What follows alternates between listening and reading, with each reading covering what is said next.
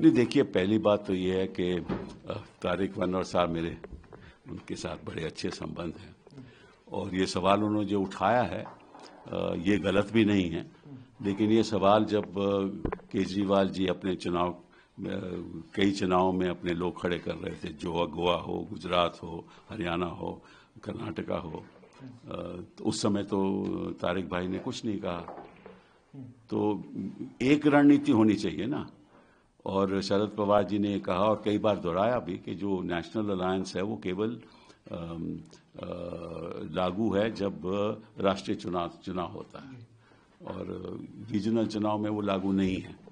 ये बात भी तय होनी चाहिए कि लागू होना चाहिए या नहीं होना चाहिए।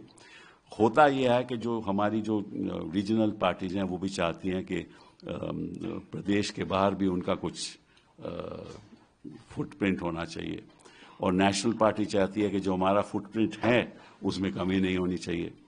तो ये चर्चा के बाद सहमति के साथ आगे बढ़ना चाहिए इंडिया अलायंस को। क्या फ्यूचर में सर इंडिया अलायंस रह पाएगा, क्योंकि ममता बनर्जी भी एक तरफा कह रही है? नहीं, पक्का रह पाएगा, हाँ, इसमें तो कोई शक ही नहीं। और मैं समझता हूँ कि ये बड़े समझदार लोग हैं हमारे रीजनल पार्टीज के जो नेतृत्व संभालते हैं, बड़े समझदार लोग हैं और इनको मालूम है कि चुनौती हमारे सामने क्या है, और इस बार भी हम चूक गए, अपनी गलतियों से चूक गए। तो मैं मानता हूं कि आगे वाले दिनों में, महीनों में कुछ न कुछ जरूर तय होगा। अरविंद केजरीवाल से गलती हुई सर, आप मानते हैं? गलती हुई, नहीं गलती हुई, इसके बारे में मैं चर्चा नहीं करूंगा।